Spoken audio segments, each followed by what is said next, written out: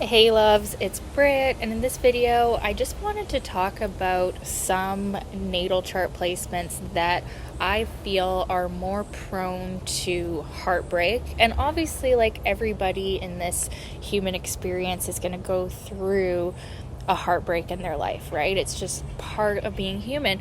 But there's some placements that are really here to like master the heart energy and work with the heartbreak, and they tend to have more than the average person. And so these are the placements that I feel like tend to go through the most heartbreak, but it does really show that a part of their soul's gifts or their purpose here is to work with the heart energy. And I think that was a bee, or maybe it was just a fly. Hopefully it was just a fly. So yeah, the first one I want to say is actually, surprisingly, Leo moons. So Leo rules the heart, right? And the moon represents the emotions. So one of my favorite astrology books, actually, I think it's called Karmic Astrology, or no, it's called Patterns of the Past by Judy Hall. She says that the soul with Leo moon, incarnating with a Leo moon, is here to learn about matters of the heart. And in order to do that, there has to be some heartbreak. So the moon in Leo person is here to, even amongst their heartbreak, or during their heartbreak, even, or after, or whatever, still have that same sunny warmth towards life and everybody, even when their heart has gone through a lot. So it's a challenge of keeping the heart open despite other people not having the same heart as you, or betraying you and causing you heartbreak. It's like the Leo moon's ultimate challenge is to like have that heart warmth, that fire of the heart, come from within and not from the external world. So the second moon placement that I'll say is actually, probably less surprisingly, Scorpio moons, right? Or people with a Pluto moon aspect, all aspects, even the easy aspects. That Pluto signature with the moon, the emotional self, shows that like we're meant to go through transformations with our emotions. And one of the best ways to do that is through a heartbreak. And the person with a Scorpio moon or a moon Pluto aspect probably does a little bit as well to attract that into their life by their expectation. So people with Scorpio moon expect to be betrayed. They expect people to be the worst. And your expectation does often create your reality. Now, the moon Pluto aspect is very similar to that, in that there can be this unconscious, because the moon is unconscious, right? It's not like you're thinking, I'm going to be like my moon today, right? Like, it's emotions that are unconscious and deeply rooted from childhood and even past lives, right? So yeah, the moon Pluto person is sort of here with a contract to transmute and transform deep emotional patterns. So heartbreak is a really good way to do that. Also loss, like through death, is another way to do that. So another placement I want to mention here is actually Saturn in water signs. So Saturn in the water signs is, as Liz Green says in her awesome book, the cause of most of the emotional suffering of humanity. Or she says something like that like people with Saturn in water signs are here to work with the emotions, right? They're not here to work with the external material realms like some other people are. They're really here to clear karma and clear energy around emotional patterns. Saturn in Cancer is going to be to do with the home and family, right? The rootedness, where we've come from. Saturn in Scorpio is going to be to do with deep emotional experiences and sex and intimate partnerships. And Saturn in Pisces is going to be to do with the whole collective suffering and, really having a big part in being, empathic to all of the pain of the world, plus their own personal heartbreaks. So the Saturn and the water sign people are here to experience the fullness of emotions. And it is, in my opinion, they are placements that are more likely to go through a series of unfortunate events in their life that cause heartbreak. And it's like heartbreak that they have to deal with, right? Because there's no escapism allowed when you have Saturn and a water sign. You're here to deal with these emotional things. So that's another placement that I would say. Now, the next one is Venus aspecting Chiron, or Venus aspecting Pluto, or even Venus in a hard aspect. Now I'm going to say, though, in a hard aspect to Neptune. So let's start with Venus Chiron. Venus Chiron people are here to really understand love and relationships on a deep level. It's not even just romantic relationships that can cause a Venus Chiron person pain. It's actually all types of relating with others.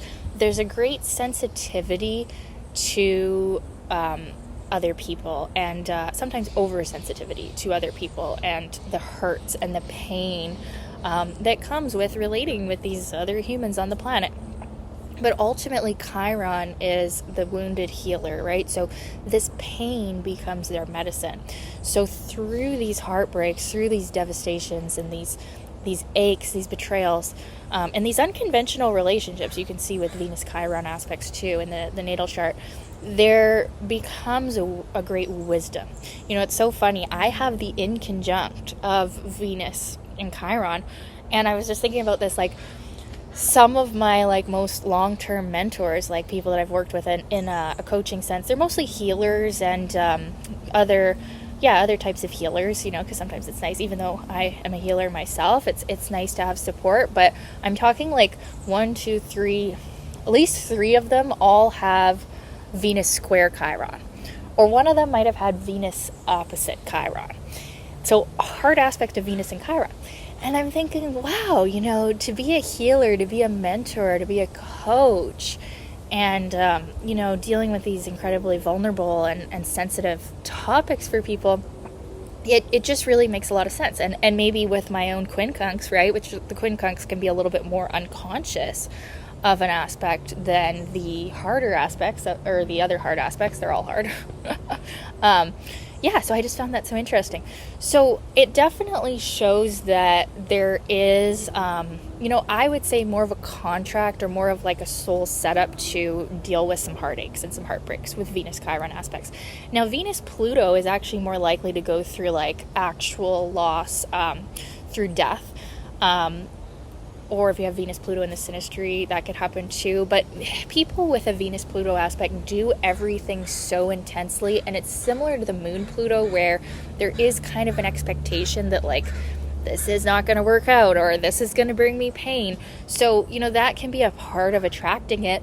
But it also is just kind of a part of the setup of, like, having a highly Plutonic personality, as, like, you have to go through stuff that is going to drive you crazy and make you mad and make you sad and make your heart break. And it's like all part of the process of Pluto. Now, I don't believe personally you have to stay in that cycle for your entire life, but there does have to be some stuff that is triggering. And with Venus, it is to do with self-worth, but it is also to do with love and relationships. So Venus-Pluto people can have to go through a heartbreak in their lifetime more than most. Now, Venus-Neptune, I just said in a hard aspect for this one. The rest, that's all aspects I'm talking. But for Venus-Neptune, the easy aspects seem to get a bit of a break. I don't know why, not always, but the conjunction too, even. Sometimes they get a bit of a break. It's weird. I don't know how to explain it. But so Venus opposite, or Venus square, or Venus quincunx Neptune, this is heartbreak due to your inaccurate perceptions of people, and being like even put through like fraud, or lies and deception. So the Venus Neptune heartbreak is a little bit different, because it's actually like the blindsided heartbreak. It's like not seeing the person as they really were, and then that brings the heartbreak and the heartache. And then also, unfortunately, the people with the Venus-Neptune heart aspects are often the ones that do this to others as well. So it's kind of a two-way street. It's a little bit, and maybe it's a bit of karma, right? It's like you've broken some hearts, you've been a little bit deceptive or shady, and sometimes you receive that back. And that's all part of the lessons too. And there is a karmic connotation here of Venus in heart aspect to Neptune, that the love life is an issue. Heartbreaks are necessary for growth. And like I said, not forever, but definitely people with Venus in heart aspect to Neptune can have some pretty significant heartbreaks. They have some stories to tell you. They have some books to write. They have some movies to be written about them. Okay? And even the easy aspects too. But yeah. So what else do I want to say? So I'll leave it at that for now. I just wanted this to be a short video of some placements that I feel like have the biggest heartbreak energy. Now, not to say that other placements cannot have heartbreak, but like there's certain placements that came here specifically, like I said. You could call them like the rose lineage, here to deal with heart energy. And those are some of the placements. So yeah, that's all I wanted to say. I do have a heart healing course, you guys. It just finished about a week ago, and yeah, I just loved it. It contains, transmissions from me, like audio trainings, but also meditations to help you really like self-heal your heart. So that's something that is available from me, and it's very low cost as well. So yeah, please reach out to me if you're interested in that. And I do also offer other sessions too, one-on-one sessions, astrology sessions, one-on-one coaching. Yeah, check it all out on my links below. Okay, love you guys. Thank you so much for watching, and sending you all the love. Okay, bye.